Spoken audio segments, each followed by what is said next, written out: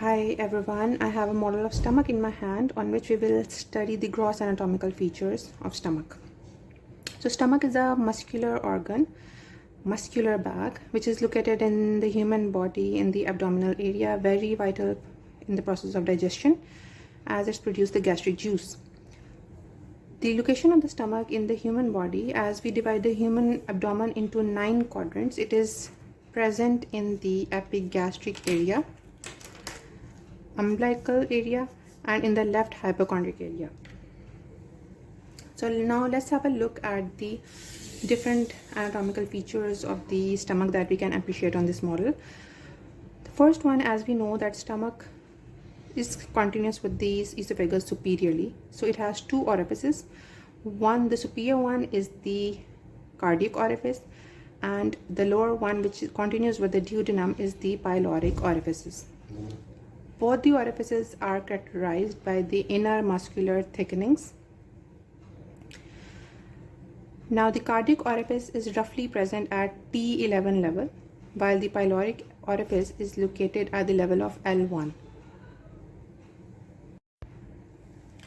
4 parts of the stomach that we need to identify in this model are cardia, fundus, body, and the pyloric.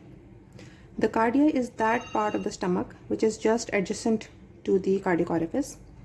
Fundus is the superior most part of the stomach. The junction of the esophagus and the fundus of the stomach here shows the cardiac notch. Body is the major part of the stomach which is present between the fundus and the pylorus.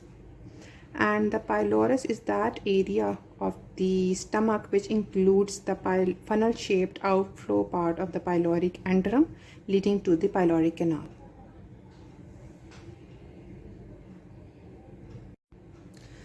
The 2 curvatures of the stomach include lesser curvature and the greater curvature. The lesser curvature is the smaller right curvature of the stomach, while the greater curvature is the bigger left curvature of the stomach. At the lowermost part of the lesser curvature, this angular part is known as the angular incisor.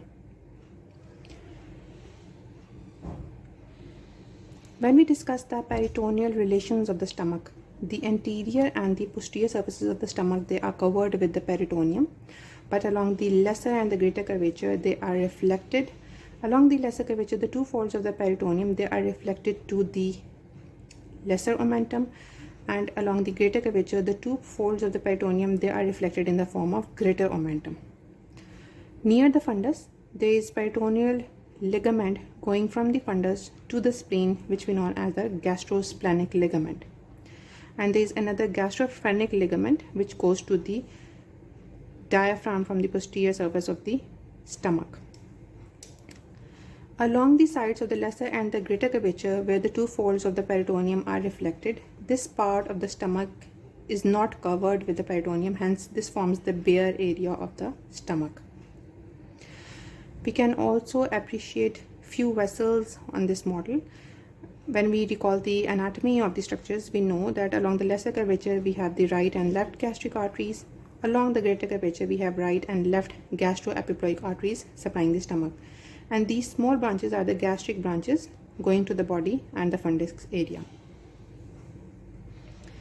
The inner dissection of the stomach reveals the mucosa thrown into folds or the rugae.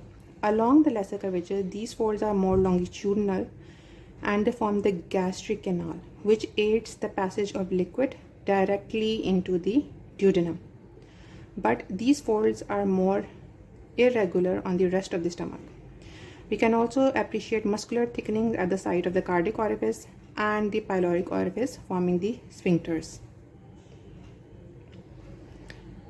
This is the muscular coat of the stomach, and if we recall the histology, we know that the stomach has the outer longitudinal, middle circular, and the inner oblique fibers.